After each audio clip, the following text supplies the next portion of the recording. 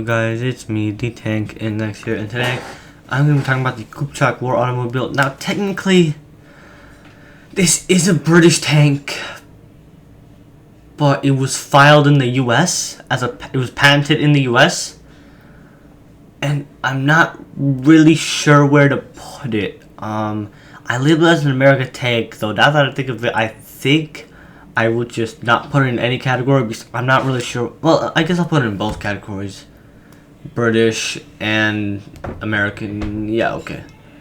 But yeah, let's just get right into it. The design statistics. So the shape is crude. Basically, it's just a big box on treads, honestly, though we'll talk about soon how advanced the treads are.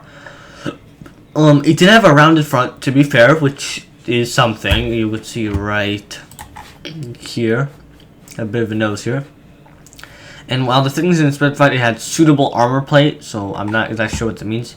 The tank would also have a conning tower on top, which would be unarmed and just for observation. I'm not sure if it could rotate, but it had plenty of view holes, so either way it would provide suitable vision.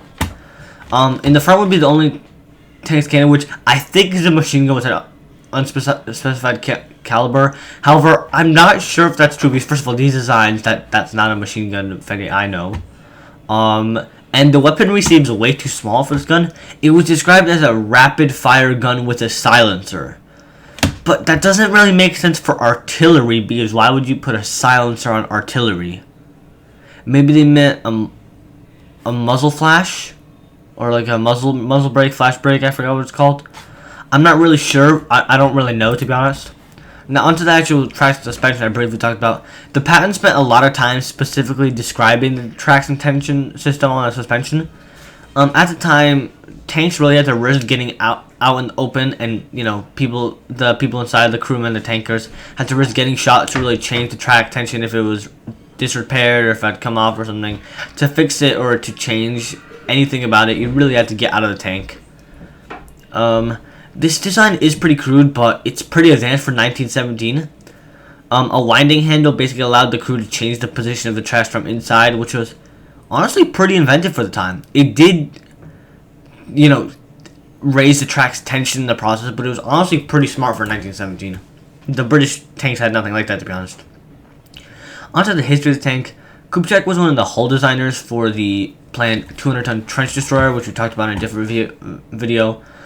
He was really inspired by that and designed this in 1917, and apparently submitted his war automobile to the British War Office in 1918, or at least that he did according to Tim Rigsby in his work World War I landship design, which I'm yet to read, by the way. I probably should, to be honest.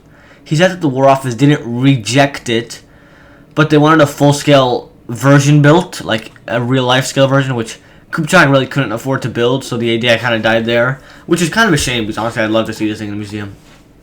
But on to the final assessment. The Kupchak war automobile has a lot of information missing on it. This has a crew, its weight, its speed, and other basic information is really lacking. What we do know is a mixed bag of good or bad. The armament of a single machine gun or some silenced rapid fire gun, I don't even know what that means, is really just far too small for a vehicle of this size. It could take at least a 37mm gun. Like the British, like basically every other tank at the time did. Meanwhile, the track and suspension system is pretty genius for its time, even if it has some weaknesses in raising the track tension. Other than that, though, it probably wouldn't be too effective in combat. Having a turret but not arming it is pretty disappointing as well. That's simply a wasted opportunity, especially for tanks at the time, which already having a turret is plus. But if you're gonna put all the effort into giving it a turret, you might as well at the very least put a machine gun on it, to be honest. Though, I guess the machine gun that high up is pretty useless unless you could lower it, depress and elevate it. Anyway guys, hope you enjoyed the video, and we'll see you next time. Peace.